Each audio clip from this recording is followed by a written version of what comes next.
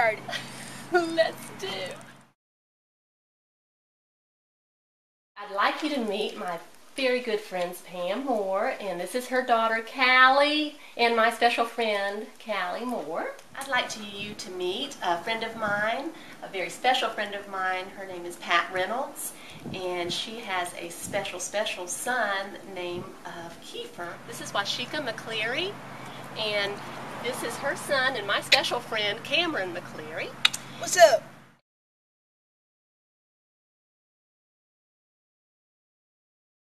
Was guilt.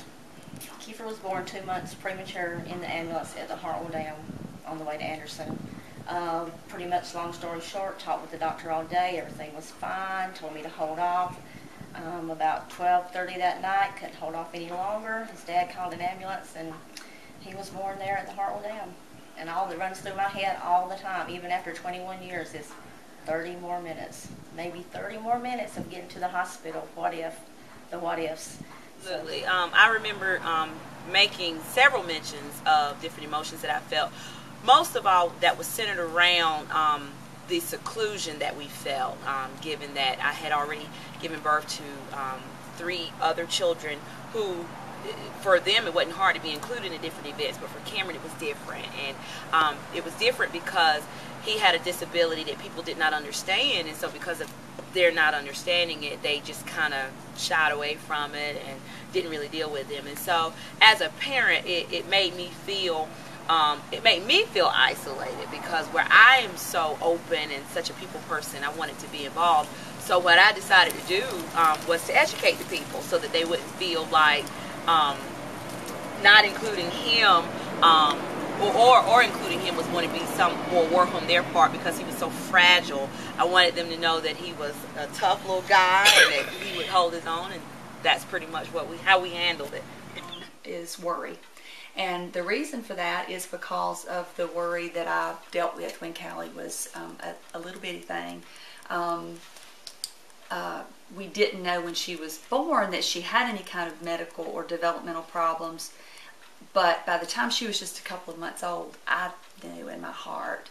And the worry that came from that, when everybody around me told me that everything was okay and I was overreacting, that worry was really hard for me to deal with.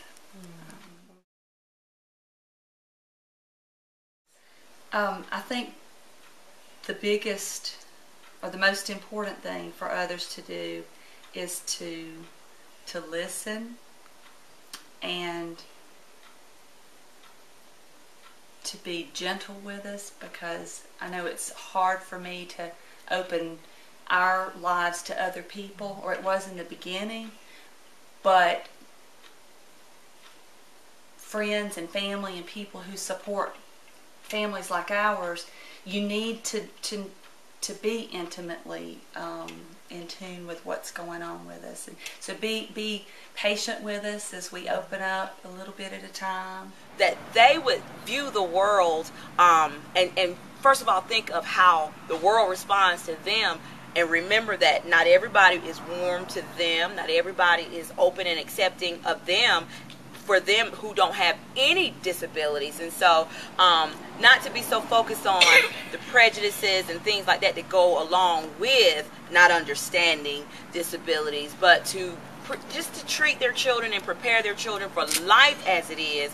And doing that, it is our role to instill in them moral character, instill in them the will and the desire to be a light and to be an example for others. And if someone along the way sees that light and it encourages them to keep going, then our day has been worthwhile. We can't answer for everybody else who... Basically, just be a regular, just be a regular friend, a regular family. Come up, talk to these kids, just do anything. The main thing is just not to stay away.